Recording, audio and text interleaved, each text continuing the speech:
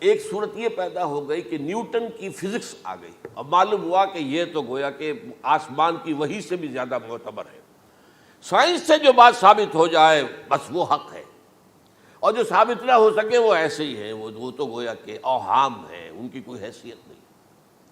اب اس ضمن میں کیا ہوا، اس وقت جو ہے سر سید احمد خان ایک شخصیت ابھری، انہوں نے جب دیکھا کہ اسلام کی بہت سی چیزیں جو ہیں وہ سائنٹیفک جو انداز فکر ہے اس میں فٹ نہیں بیٹھتی۔ یہ فرشتے کس بلا کا نام ہے، سائنس تو نہیں بتاتی ہمیں،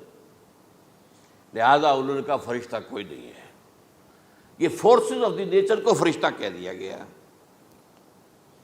یہ جن کیا بلا ہوتے، کوئی جن ون نہیں ہے، وہ تو سائنس کی اس میں تو نہیں آتے، دکھائی نہیں دیتے، کوئی جن نہیں۔ یہ تو جو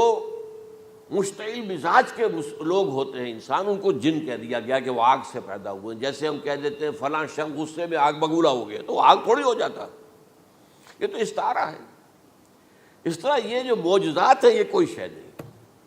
ان کی بھی فزیکل توجیحات۔ یہ حضرت موسیٰ جب پار ہوئے اپنی قوم کو لے کر سمندر کے، تو یہ کوئی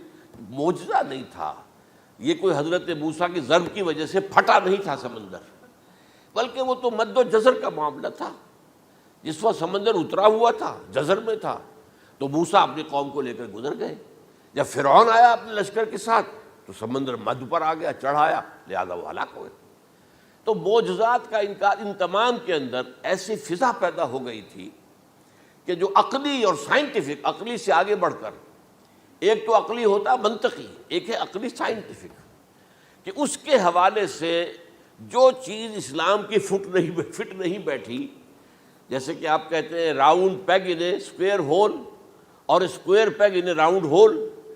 اب اسکوئر پیگ ہے، راؤنڈ ہول ہے، تو آپ کو اس کے کونے تراشنے پڑیں گے تب وہ اس ہول میں جائے گا، لہذا انہوں نے وہ کونے تراشے، اسی کے طرز پر پھر چلے ہیں۔ جو آپ کو معلوم ہے علامہ مشرقی، انہوں نے بھی جب شروع کیا اپنا دھندا، تو ان کے پہلے کتابچے کیا تھے، مولوی کا غلط مذہب نمبر 1، مولوی کا غلط مذہب نمبر 2، مولوی کا غلط مذہب نمبر 3، چھوٹے چھوٹے کتابچے شائع کر رہے ہیں، مولویوں سے علماء سے برگشتہ کر دیا۔ اب معلوم ہوا کہ یہ شخص ہے مجدد وقت، یہ مولویوں کے پاس تو کچھ نہیں ہے۔ اسی کا معاملہ پھر انکار حدیث کی شکل میں آیا، جن میں کہ ایک بڑی شخصیت جو ہے وہ غلام احمد کی، غلام احمد پرویز، کیونکہ اللہ تعالیٰ نے اسے صلاحیت دی تھی، اچھا انشاء پرداز تھا، لکھنا اچھا آتا تھا، بولتا بھی اچھا تھا، تو ظاہر بات ہے فتنہ وہی شخص پیدا کر سکتا ہے جو باصلاحیت ہو۔ جس میں کوئی صلاحیت نہیں وہ کیا فتنہ پیدا کرے گا، وہ نہ دنیا میں کوئی ترقی کرے گا، نہ دین میں کرے گا، نہ فتنہ انگیزی کر سکے گا۔ وہ تو جیسا بھی ہے معاملہ، عام معمول جو ہے لوگوں کا، جیسی بھیڑ چال چل رہی ویسے چل جائے گا۔